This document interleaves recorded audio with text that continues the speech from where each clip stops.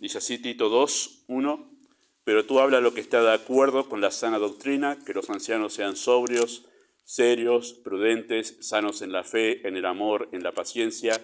Las ancianas asimismo sean reverentes en su porte, no calumniadoras, no esclavas del vino, maestras del bien, que enseñen a las mujeres jóvenes a amar a sus maridos y a sus hijos, a ser prudentes, castas, cuidadosas de sus casas, buenas, sujetas a sus maridos, para que la palabra de Dios no sea blasfemada. Exhorta asimismo a los jóvenes a que sean prudentes, presentándote tú en todo como ejemplo de buenas obras, en la enseñanza mostrando integridad, seriedad, palabra sana y irreprochable, de modo que el adversario se avergüence y no tenga nada malo que decir de vosotros.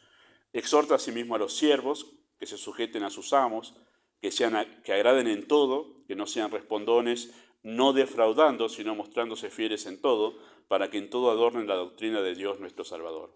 Porque la gracia de Dios se ha manifestado para salvación a todos los hombres, enseñándonos que, renunciando a la impiedad y a los deseos mundanos, vivamos en este siglo sobria, justa y piadosamente, aguardando la esperanza bienaventurada y la manifestación gloriosa de nuestro gran Dios y Salvador Jesucristo, quien se dio a sí mismo por nosotros para redimirnos de toda iniquidad y purificar para sí un pueblo propio, celoso de buenas obras. Esto exhorta y reprende con toda autoridad, nadie te menosprecia. Muy bien, oramos. Amado Padre, oramos en tu presencia una vez más, encomendamos el tiempo de enseñanza a la guía de tu Espíritu, confiamos que cada vez que la Escritura es expuesta, tu Espíritu trabaja en nuestros corazones, preparándonos para poder honrarte con una vida que esté dentro de tu voluntad. Deseamos hacer eso como hombres. Tenemos una gran responsabilidad delante de ti, especialmente quienes tenemos familia, quienes tenemos esposa, quienes tienen hijos, y tenemos aquí jóvenes que se preparan para la vida. Padre, pedimos que estas enseñanzas puedan ser recibidas en sus corazones y atesoradas para preparar sus vidas para responsabilidades muy grandes. Así que pedimos tu bendición sobre la enseñanza en el nombre de Jesús. Amén. Muy bien, seguimos con la carta de Tito, como habíamos empezado el año pasado a exponerla. Expusimos todo el capítulo 1 el año pasado. Pienso que este año nos va a alcanzar para poder exponer capítulo 2 y capítulo 3. Esperemos que así sea. Si no, bueno, tomaremos otro año más, pero la importancia de esta carta. ¿Sí? Comenzamos el año pasado considerando esta carta porque está escrita a un pastor. ¿Sí? Este pastor es Tito. ¿Sí? Ese es lo que vimos el año pasado, que juntamente con Timoteo son dos de los colaboradores más allegados a Pablo. Entendemos eso al leer las epístolas. ¿Sí? Y cuando ya Pablo había visto que estos hombres estaban preparados para asumir responsabilidades más altas de las que tenían colaborando con él, bueno, dejó a Timoteo en Éfeso para poder tratar con algunos problemas que se vislumbran en las dos cartas que le escribe a Timoteo, y dejó a Tito en Creta. Creta es una isla, ¿sí?, que está por el mar Mediterráneo, ¿sí? Y ahí lo dejó Pablo a Tito con el propósito de corregir lo deficiente. Si ustedes ven el capítulo 1 de la carta, el versículo 5, acá muestra por qué Pablo escribió esta carta. Dice, por esta causa te dejé en Creta para que corrigiese lo deficiente y establecieses ancianos en cada ciudad, así como yo te mandé. Así que había más de una iglesia que Tito estaba encargado de administrar, ¿sí?, y poner en orden esas cuestiones. Así que había que corregir lo deficiente, y esta era la tarea de Tito en las iglesias de esas islas. ¿Sí? Bueno, ¿qué era lo deficiente? ¿Qué era lo deficiente que pasaba en las iglesias de la isla de Creta y que Pablo le encargó a Tito, y que vamos a mirarlo al final del capítulo 2, vamos a ver que no había estado cumpliendo de la manera que se le había encomendado la tarea? Se habían suscitado algunas cosas, y como Pablo supo que no estaba cumpliendo bien con su tarea, entonces escribe esta carta. ¿Cómo te mandé? Ya te mandé esto, ahora te lo escribo. Te escribo para que lo hagas de la manera apropiada, ¿sí? Bueno, ¿qué era lo deficiente? Bueno, en primer lugar, como leímos en el versículo 5, falta de líderes. Falta de liderazgo bíblico dentro de esas iglesias en la isla de Creta, ¿sí? Falta de líderes con carácter piadoso, porque eso fue todo lo que vimos en el capítulo 1. Y lo segundo que era deficiente en las iglesias en la isla de Creta era una congregación cuyo estilo de vida opacaba el testimonio del Evangelio. Tenían un testimonio estos creyentes en la isla de Creta, que dio lugar a que, bueno, Pablo diga, estas iglesias están con deficiencia. ¿Cuáles son los problemas? Falta de liderazgo piadoso y una vida que no se ajusta a la verdad del Evangelio de todas estas congregaciones, ¿sí? Eso era justamente lo deficiente y lo que Tito debía corregir. El primer capítulo, que ya hemos visto nosotros, está dedicado a definir las cualidades que debe reunir un hombre que aspira a ser líder en la iglesia de Dios. Todo capítulo 1 está dedicado justamente a definir cómo debe ser el hombre que lidera en la iglesia de Dios. Y recuerden, nosotros tomamos esto como referencia porque las cualidades que se piden de un hombre para liderar la iglesia de Dios son las cualidades que se piden también de todo hombre para liderar una familia. Vamos a mirar más específicamente eso ahora en el capítulo 2, al empezar esto, a desarrollarlo, ¿sí? Pero eso es capítulo 1. Y en el capítulo 2 comienza Pablo a enseñarle a Tito cómo tratar con el testimonio deficiente de la congregación. Vayan al capítulo 1, versículos 12 y 13. Capítulo 1. Versículos 12 y 13 dice uno de ellos, su propio profeta dijo: los cretenses, siempre mentirosos, malas bestias, glotones ociosos. Este testimonio es verdadero, por tanto repréndelos duramente para que sean sanos en la fe. Bueno, tenía que corregir las deficiencias en la iglesia. Y dice, repréndelos duramente para que sean sanos en la fe. Ellos del versículo 12, que dice los cretenses, dice siempre mentirosos, malas bestias, como hablando de personas de malos modales, ¿sí? Malas bestias, y glotones ociosos, como diciendo personas que no tienen dominio propio. ¿Sí? Estamos hablando de personas con serios problemas de conducta, serios problemas de educación, muchos problemas en su estilo de vida. Entonces se habían convertido, pero todavía no habían crecido en la fe. Seguían manteniendo costumbres que tenían que ver con la cultura que dominaba las islas, ¿sí? La isla de Creta, mejor dicho. En esa isla, obviamente, la cultura era ser siempre mentirosos, personas de mala educación y además personas que no tienen dominio propio, glotones ociosos, como hablando en realidad de no tienen límites, no ponen límites a su vida. Bueno, con esas personas se formó la iglesia de las islas de Creta, ¿sí? Toda esa gente formó la iglesia. Ahora ellos vinieron, conocieron a Cristo, pero ahora tenían que empezar a vivir el Evangelio. Y ahí está la tarea del pastor. Entonces Tito tenía que empezar a corregir esta deficiencia. ¿Cuál era la deficiencia? Vidas que no se ajustaban a lo que ellos decían creer. Ellos decían creer en un evangelio que salva, pero con sus vidas contradecían ese mensaje. ¿Sí? Eso es un problema no solamente del tiempo ahí, sino es un problema actual también, que no es raro encontrarnos con creyentes que profesan creer en Cristo, pero con sus vidas, en su vida diaria, niegan con su conducta que realmente hayan sido salvados, ¿no? Bueno, ¿cómo lograr que personas con conductas tan desagradables cambien y tengan un estilo de vida tal que adornen la preciosa verdad del Evangelio? Vayan al capítulo 2, versículo 10. Capítulo 2, versículo 10 dice, no defraudando, sino mostrándose fieles en todo, para que en todo adornen la doctrina de Dios nuestro Salvador. Eso es un punto importante en todo lo que vamos a ver, porque le va a empezar a enseñar moral, conducta moral a los creyentes, ¿sí? Eso le va a empezar a decir cómo nos tenemos que comportar, cuál es el comportamiento correcto de un creyente, y va a hablar ahí de distintos grupos en la iglesia. Ahora, esto es moral, pero partiendo desde el Evangelio.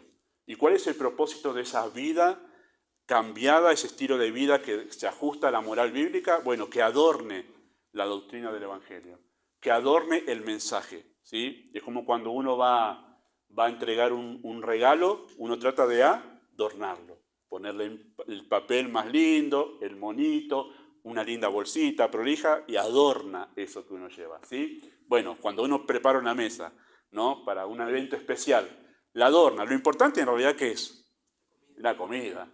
Pero uno trata de adornar todo eso, ¿no? Poner el platito bien, los cubiertos, la servilleta, algún firulete que haga que sea especial esto. Bueno, la conducta del creyente lo que hace es adornar el mensaje del Evangelio. Imagínense, nosotros sabemos todo teología acerca del Evangelio, vamos, les predicamos a la gente, pero después nuestra vida no adorna en nada, ¿no? Somos mentirosos, somos malas bestias, no tenemos dominio propio, y entonces la gente dice, me entregás un mensaje que me da como que no lo quiero comer. Es como servir una comida en un plato sucio, ¿no? En una mesa desarreglada, sí, huele rico, pero la verdad que como me lo estás dando no lo quiero probar. Y esa es la idea de lo que Pablo dice aquí. La conducta de creyente se le exige, en parte es para que pueda adornar el mensaje del Evangelio, ¿sí? Y eso se trata aquí. Bueno, ¿cómo hacemos eso? ¿Cómo hace eso? El desafío que se le presenta a Tito es el de influenciar en la vida de personas para producir cambios. Y ahí empezamos a delinear cuál es la tarea del líder, ¿no? Es influenciar en la vida de las personas para producir cambios en las personas, ¿sí? Y de esto se trata capítulo 2 y capítulo 3 de esta carta, esta pequeña carta que tiene 3 capítulos nomás. Pablo enseña a Tito cómo ayudar a esta congregación a cambiar su estilo de vida. ¿Cómo le ayudamos a la gente a cambiar? Todos podemos, en la mayoría si leemos la Biblia, podemos decirle a las personas lo que dice la Biblia. Podemos nosotros decir con cierta fluidez la verdad del Evangelio. Pero ¿cómo ayudamos a que una persona cambie? Nosotros decimos, no, pero el que cambia a las personas es Dios. Bueno, en cierta manera es cierto eso, pero Dios utiliza instrumentos para eso. Y va a utilizar a los líderes, ya sea en una iglesia o ya sea en un hogar, va a utilizar al líder para cambiar la forma de vivir de las personas. Así que, queridos hermanos, la tarea de todo líder es influenciar en la vida de las personas a fin de provocar cambios. ¿Sí? ¿Por qué puso Dios líderes? En una iglesia, en un hogar, ¿por qué puso Dios líderes? Bueno, para que esos líderes puedan influenciar en la vida de esas personas a fin de que esas personas cambien. ¿Sí? Ese es el propósito de un liderazgo o de todo liderazgo en realidad. Tanto en la iglesia, a nivel pastoral, un grupo de jóvenes, un grupo de damas. El propósito es provocar cambios. No es simplemente ocupar un lugar y cumplir con una tarea. Es provocar un cambio en la vida de las personas. De eso se trata el liderazgo, ¿sí? Y los líderes con influencia, ¿sí? Con una buena influencia, los líderes moldean, le dan forma a sus seguidores y en el caso de los líderes de hogar, influyen en sus esposas y en sus hijos. ¿Sí? A veces pensamos en el rol del líder en la casa, solo pensamos en el aspecto de los hijos, pero en realidad el trabajo del líder tiene que ver con su esposa también. No, obviamente, que significa que la va a tratar como a una hija, pero sí que su responsabilidad es influenciar en la vida de su esposa para que también ella pueda experimentar cambios en su relación con el Señor y en su vida como persona, ¿sí? Eso también es parte de nuestra responsabilidad como líderes, ¿sí? Solemos pensar en los hijos, pero la clase de esposo que un hombre es, ¿sí? La clase de esposo que un hombre es, influye en la clase de persona que será su esposa. Solía escuchar mensajes en las reuniones de matrimonios que teníamos en nuestra iglesia de origen, y el pastor decía, si usted ve a la esposa en un matrimonio, ve a la esposa con problemas de ánimo, con problemas de depresión, con algún problema, bueno, mira a su esposo, dice. Mira a su esposo. Porque él es responsable del ánimo, de la vida espiritual, incluso del crecimiento como persona de su esposa, ¿sí? Nosotros somos responsables de ayudar a nuestras esposas a que puedan madurar como personas, no solo en su vida espiritual, sino madurar como personas, que desarrollen sus dones, sus talentos, que ellas puedan crecer también. Y es parte del liderazgo esto. Claro, no la va a tratar como si fuese su hija, como a los hijos, no, diferente, pero también es la tarea del líder hacer eso, ¿sí? Los que se están pensando en casarse a futuro, dice, bueno, ahora vamos a pensarlo diferente, dice. Muy bien. Bueno, ¿cómo moldea a las personas el líder? ¿Cómo moldea a las personas el líder? Si bien hay mucho más, vamos a restringirnos en esta tarde solamente a lo que dice el texto allí, ¿sí? Bueno, la respuesta está en lo que Pablo dice en 2.1. 2.1 Pablo le da la clave de cómo moldear a las personas. Dice, pero tú habla lo que está de acuerdo con la sana doctrina. Y ahí está la clave.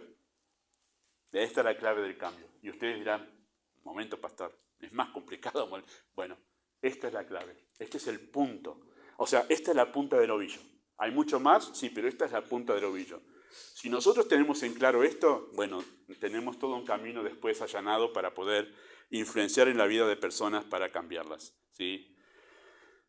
El texto ese, 2.1, destaca tres cosas. Primero, la persona que provoca cambios. Dice tú. ¿Ese tú quién es?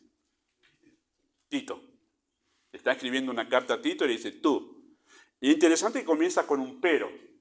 Cuando empieza con un pero significa que lo que está diciendo está relacionado con lo que dijo antes. Y en el capítulo 1 había terminado de hablar de los falsos maestros, cómo ellos en realidad siguen una falsa enseñanza y a raíz de seguir una falsa enseñanza tienen vidas que son desastrosas. Noten lo que dice capítulo 1, versículo 13.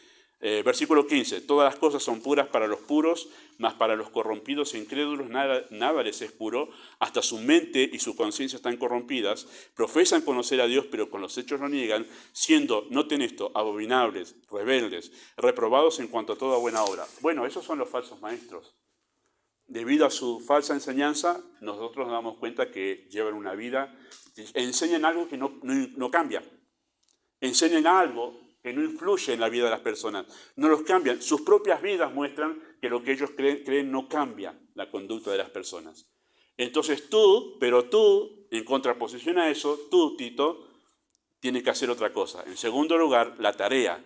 La tarea es hablar. Y esa palabra hablar la traduce otra Biblia, que es la versión de las Américas, como enseñar. Y está bien, porque el término en griego que se utiliza acá, que se traduce a hablar, también se usa en otros textos como enseñar.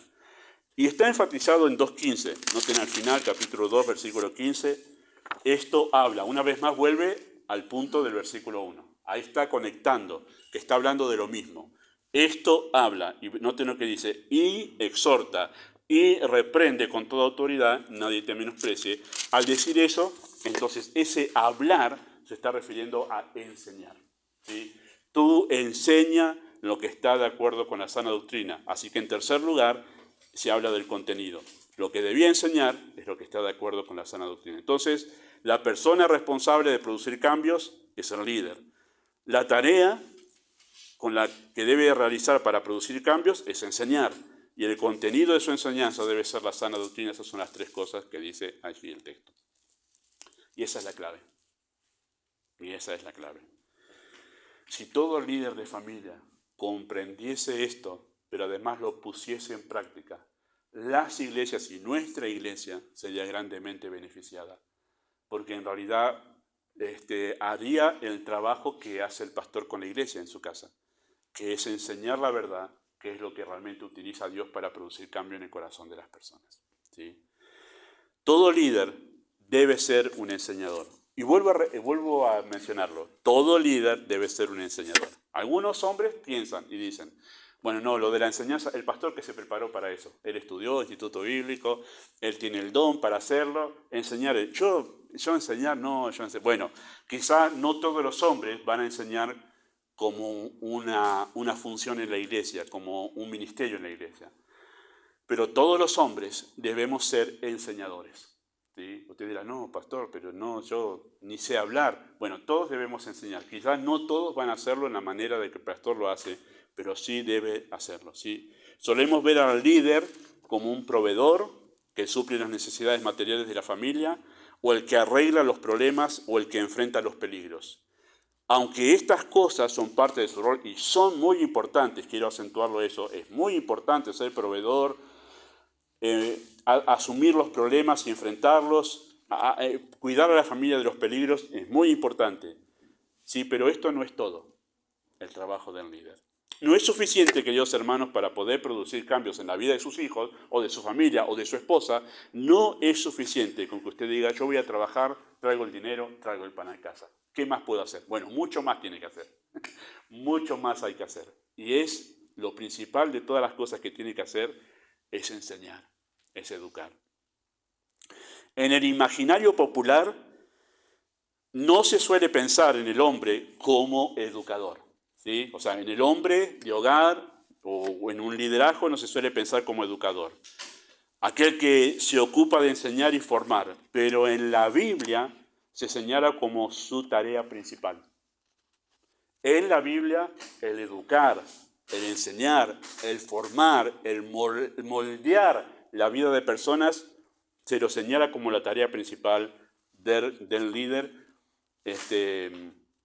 o como lo más importante. No hay nada más importante en la tarea de un líder que su rol como enseñador o educador. Ahora, yo voy a justificar esto que acabo de declarar, ¿sí? Cuando Dios creó al ser humano, lo creó hombre y mujer, ¿sí? Eso fue en el origen. Pero hubo una diferencia de tiempo en la creación. Creó al hombre primero y no sabemos cuánto tiempo después creó a la mujer. Y alguno dice, ¿por qué lo hizo? Bueno, Pablo explica por qué lo hizo en la primera carta a Timoteo, capítulo 2, versículo 11 al 15. Vayan ahí, primera de Timoteo, porque está cerquita, es antes de Tito, capítulo 2. Ahí Pablo explica por qué hubo un tiempo de diferencia en la creación. Primera de Timoteo 2, 11 al 15. Dice así, la mujer aprende en silencio con toda sujeción, porque no permito a la mujer enseñar ni ejercer dominio sobre el hombre, sino estar en silencio. Y ahí viene la explicación de Pablo. ¿Por qué dice esto? Esto que si lo citamos en un grupo de mujeres hoy en día afuera, y nos sacan corriendo. Nos sacan corriendo. ¿Sí? Ahora, antes de decir lo que dice versículo 13, yo les quiero dar el contexto. Versículo 1 dice, exhorta ante todo que se hagan rogativas, oraciones, peticiones, acciones de gracias por todos los hombres. Pablo está en este capítulo dando instrucciones de cómo deben comportarse los creyentes en un culto de oración, en este caso. Esto es un culto de oración, capítulo 2. ¿Y cómo nos comportamos? Evidentemente había problemas de comportamiento en el culto de oración de ese momento, donde Pablo está viendo que las mujeres querían tomar el lugar de enseñanza que el pastor tiene desde el púlpito. ¿Sí? Ese es el problema ahí. ¿Sí? Esto no es para decir que la mujer no puede enseñar. Sí puede enseñar la mujer, pero en un contexto. Pero Pablo está hablando del contexto de la iglesia, quién lidera y quién enseña. Y él dice que la mujer debe estar en silencio. ¿Dónde? Bueno, cuando se trata de la iglesia reunida y está justamente el pastor liderando la iglesia. Dios le ha dado ese rol, esa función al pastor, a un hombre, ¿sí? Que es un hombre siempre. No existen pastoras, ¿sí? En el uso bíblico no existen pastoras, ¿sí? Solamente pastor, hombre. Esa función Dios no se la dio a la mujer. Y entonces da indicaciones. Se ve que había algunas mujeres que querían tomar este rol de enseñanza, que es un rol de liderar. Dice, no permito, y noten cómo Pablo usa el énfasis ahí, no permito a la mujer enseñar, y noten esto, ni ejercer dominio. Y ahí muestra el contexto en el que esto está prohibiendo Pablo esto, ¿no? ¿Y por qué? Y saben que este texto, mujeres feministas cristianas, entre comillas, ¿no? Entonces, que enseñan la Biblia, dicen, no, pero Pablo era un machista. Era de la época de Pablo, era de esa época que es antiguo, en el Imperio Romano era todo machista, la mujer estaba degradada. Es cierto que la mujer era menospreciada en el Imperio Romano. Y lo interesante es que el Evangelio le dio el valor a la mujer que el Imperio Romano no le daba. Pero lo interesante es que Pablo no dice porque esto a mí no me gusta. Dice porque, en el versículo 13, Adán fue formado primero y después Eva. Y Adán no fue engañado, sino que la mujer, siendo engañada, incurrió en transgresión, pero se salvará engendrando hijos si permaneciera en fe, amor y santificación con modestia.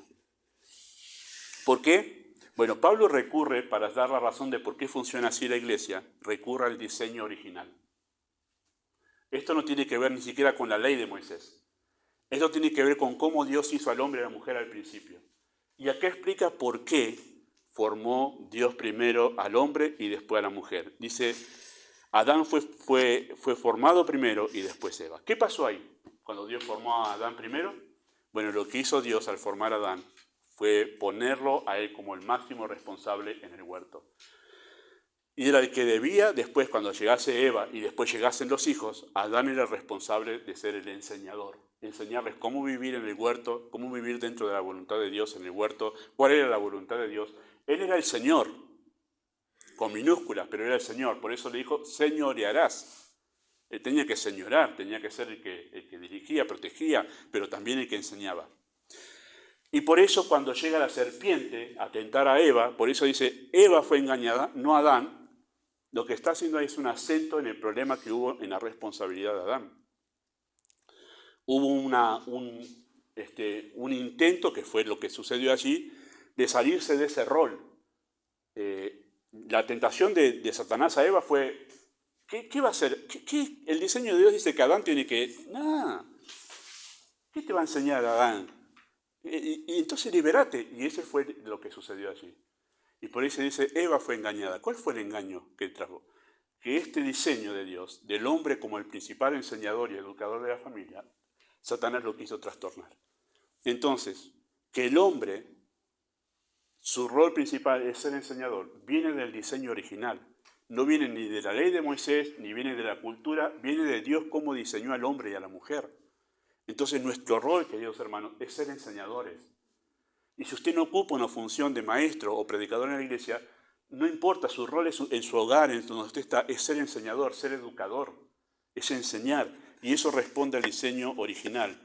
Y por eso después dice que Eva fue engañada con este intento, pero se salvará, versículo 15, engendrando hijos y permaneciendo en fe, amor y santificación con modestia. ¿Se salvará de qué? ¿Habla de la salvación del alma? No. ¿De qué se va a salvar? Se va a salvar de no caer en el mismo error que cayó Eva. Se salvará de ese engaño si ella se vuelve enseñadora de sus hijos. Por eso habla de su rol. Y por eso se nota que aquí está hablando de mujeres casadas con hijos, que se ve que era el problema en la iglesia en Éfeso. ¿Sí? Entonces, cuando nosotros hablamos de que el hombre debe ser un enseñador, esto es por diseño original y no es por necesidad, sino por diseño original. ¿Sí? Para esto fue constituido. Y Dios estableció como norma en la nación de Israel esto, ¿sí? Como la clave para las futuras generaciones. No hace falta que vayan al texto porque es Deuteronomio 6, pero en Deuteronomio 6:4 Dios establece que los hombres, los líderes en Israel, ellos debían primero amar a Dios por sobre todas las cosas. Y estas palabras que yo te mando hoy estarán sobre tu corazón, a los líderes, y las repetirás a tus hijos. Enseñador. Ese era el diseño de Dios. ¿Y en qué contexto dice eso Dios a Moisés para escribir eso y decir al pueblo de Israel, Deuteronomio 6:4, que estaban a punto de entrar a Canaán, una cultura completamente diferente que podía influenciar en la vida de sus hijos? ¿Cómo es la manera de preparar a los hijos para que enfrenten un mundo que es contrario a Dios? Papá enseñando, papá como enseñador, comunicándole la verdad de Dios a sus hijos. Algunos padres piensan, me voy a ir al campo para que mis hijos no estén en esta cultura. No, mire, si usted quiere ir al campo, todo bien, nadie no está pecando. Pero si usted piensa que se va al campo para liberar a sus hijos de la presión de esta cultura, no es el método de Dios. El método es que usted enseñe. El método es que usted enseñe a sus hijos. Se ponga el guardapolvo de maestro y usted empieza a enseñar a sus hijos. Eso es el método de Dios y la función del líder.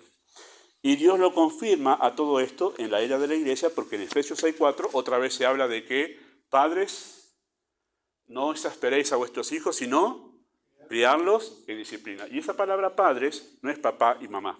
Esa palabra padres se refiere al hombre en ese texto. Si bien mamá también enseña, como dice ahora en Tito, lo va a enseñar, pero en ese texto es papá.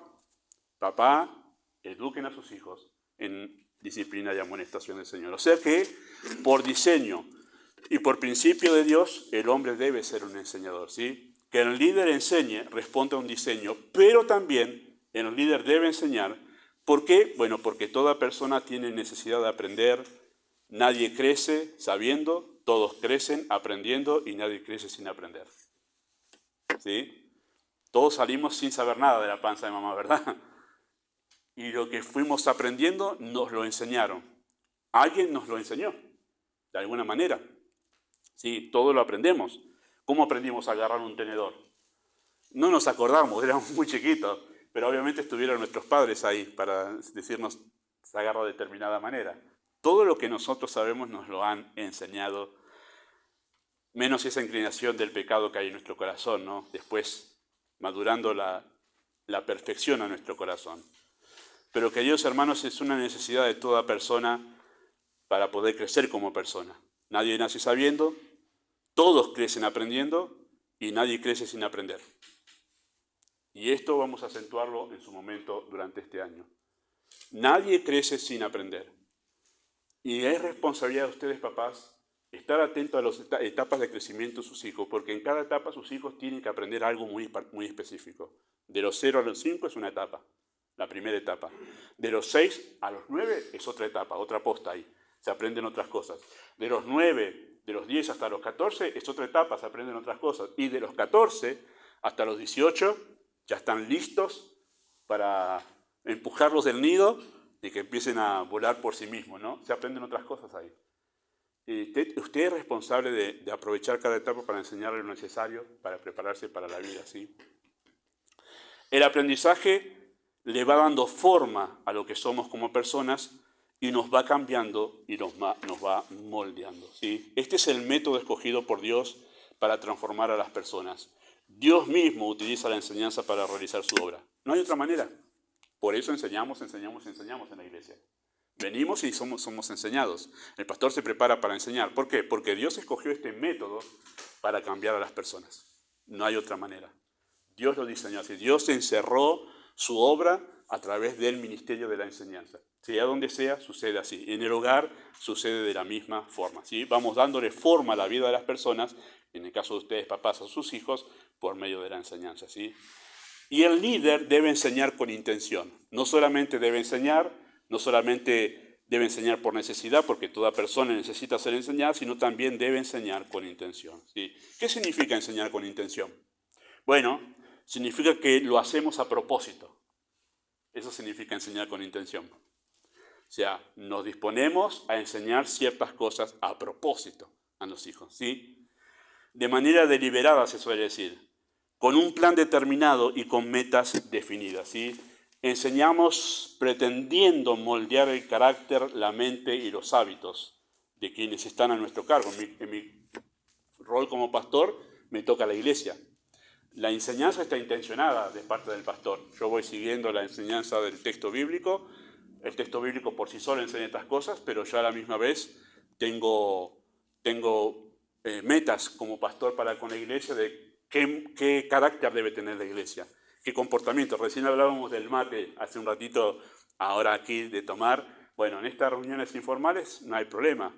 ¿Y por qué el domingo sí, pastor? Bueno, porque el pastor entiende que la reunión de domingo es muy diferente. Y hay otro contexto, y hay otra gente, que algunas no son las que vienen siempre, y en ese momento, bueno, el pastor dice que es bueno que la iglesia en ese momento no tome mate como parte de la rutina de la reunión de culto. Bueno, son cuestiones de carácter que le damos a la iglesia. Eso es algo muy simple, como otras cosas, ¿no?, de comportamiento. Le vamos dando carácter. Lo hacemos intencionadamente, tenemos un plan, y en casa debe suceder lo mismo. Obviamente en un grado mucho más profundo, porque se trata de ustedes forman personas para la vida. Ustedes forman personas para la vida, ¿sí? Para enfrentar la vida.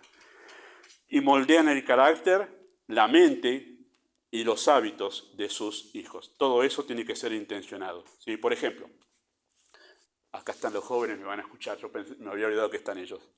Pero ahora que este año estoy con los jóvenes más grandes, trabajando con el grupo, pero una de las cosas primeras que hicimos fue formar un grupo de limpieza con los jóvenes. Ahora, eso no lo hacemos simplemente porque hay necesidad, sino que este pastor quiere ayudar a los jóvenes a formar un carácter servicial. Y que nuestros jóvenes de nuestra iglesia sean conocidos por ser serviciales. Y cuando van a un campamento, ¿sí?, nuestros jóvenes de la Bayol sean conocidos, mira, ellos son los primeros en estar sirviendo y mantener ese carácter. Entonces hay una intención del pastor al formar un grupo de limpieza con los jóvenes. Es ayudarlos a desarrollar un carácter servicial, barriendo, ¿sí? Todos los jóvenes que les gusta la música quieren estar en el grupo de música, ¿no? Tocando algo, ahí quiero estar yo, pero hay que demostrar un carácter servicial antes. Y queremos ese tipo de jóvenes, de personas en nuestra iglesia. Bueno, hay intención. Ustedes lo pueden hacer, papás, con sus hijos. Tener intención en las cosas que hacen, en las cosas que les piden, en las cosas que a ellos les exigen. Tener intención.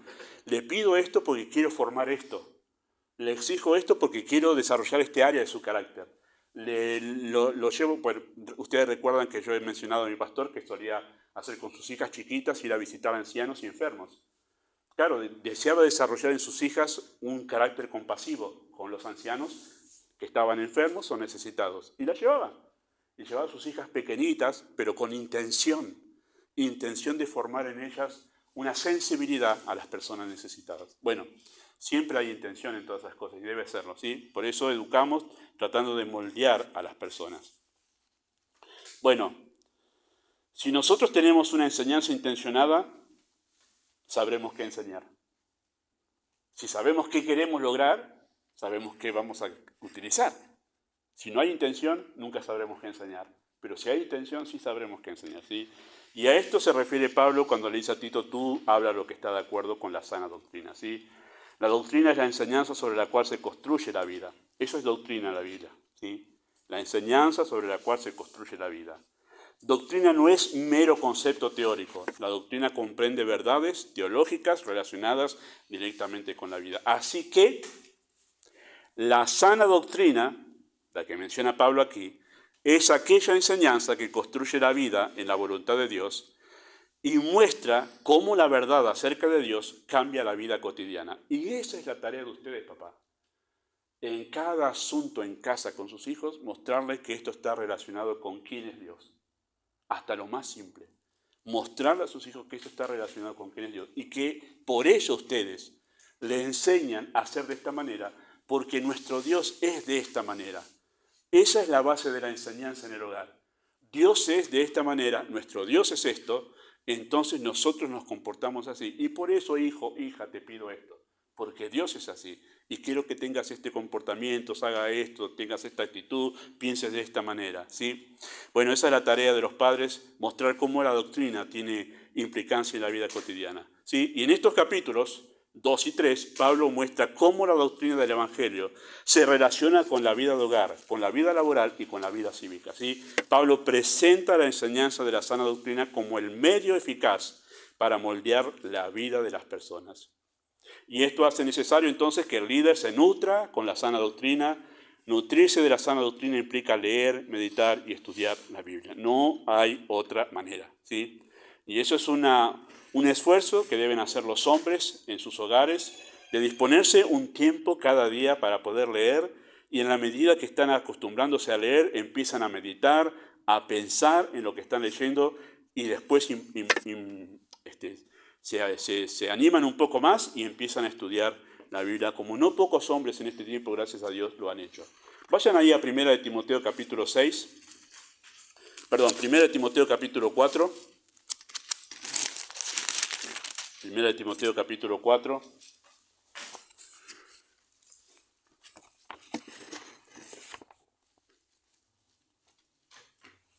dice versículo 6, si esto enseñas a los hermanos, serás buen ministro de Jesucristo, y noten esto, nutrido con las palabras de la fe, de la buena doctrina que has seguido. Noten el énfasis de Pablo en que Timoteo en este caso, Tito también, Timoteo en este caso, iba a ser un buen ministro de Jesucristo, ¿no? Nosotros solemos tener esa tendencia de calificar, ¿no? Ah, este es un buen ministro, este es un excelente ministro. Bueno, ¿cuál es la medida que Dios pone para decir que alguien es un buen ministro? Si esto enseñas, si esto enseñas, si esto enseñas.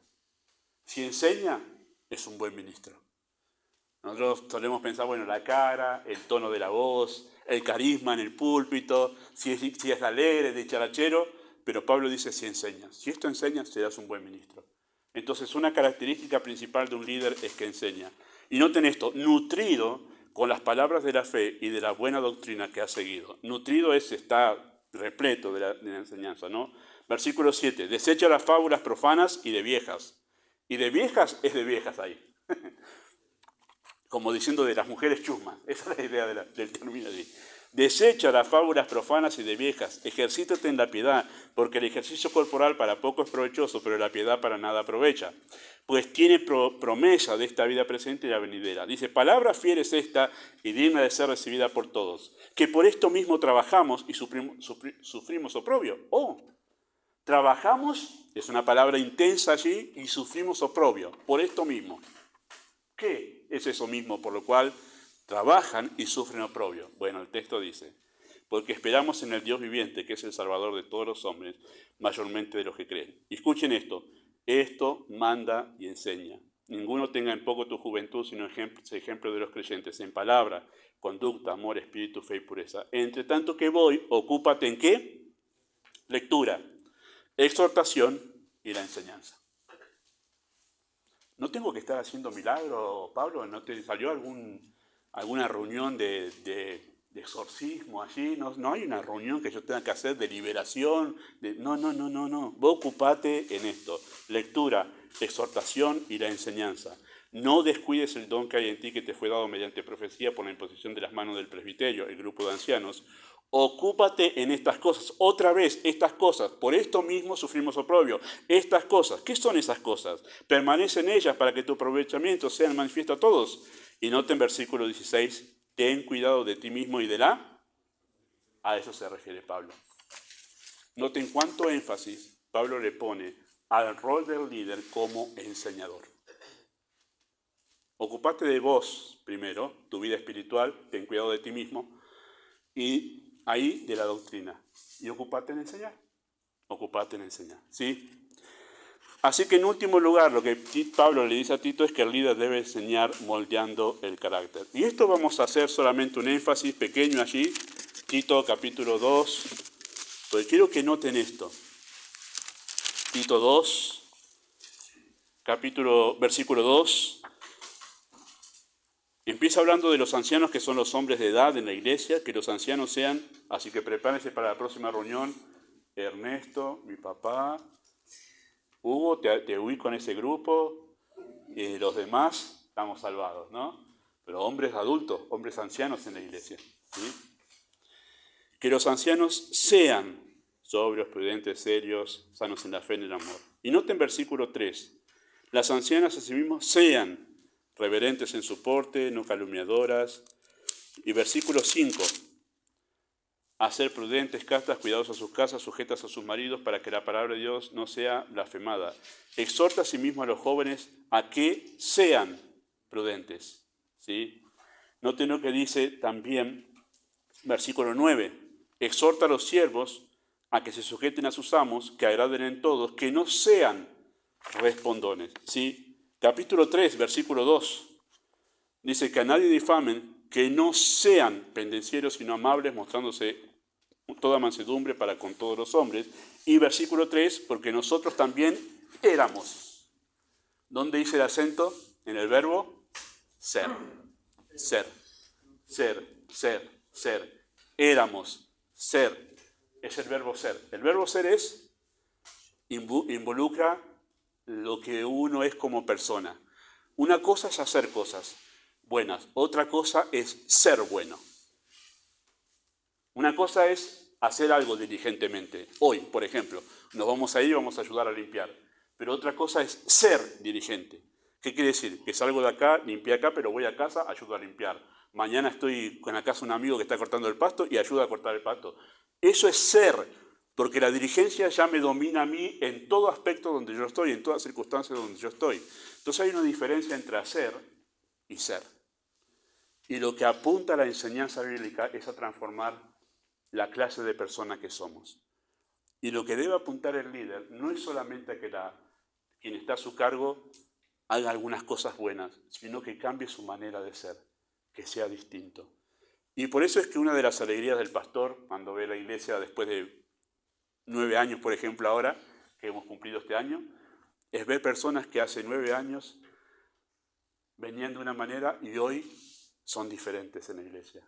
Producto de haber estado semana tras semana escuchando la Escritura. ¿Por qué? Porque los cambios no se producen de la noche a la mañana. Y este pastor no pretende que con un solo mensaje una persona cambie, sino que en el transcurrir del tiempo de estar siendo enseñado en la sana doctrina, Dios va produciendo un cambio en la vida de las personas.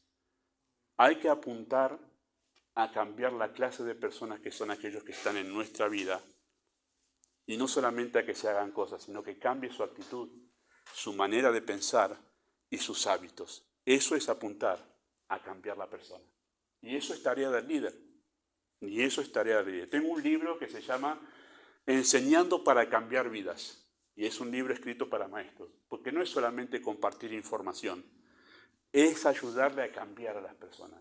Y eso es parte de nuestra tarea. Claro, el Espíritu de Dios nos ayuda, hace algo que nosotros no podemos hacer, que es llegar al corazón, pero al final de cuentas nosotros somos responsables de ayudar a cambiar a las personas. Hermanos, ustedes que están casados, tienen que mirar bien a sus esposas.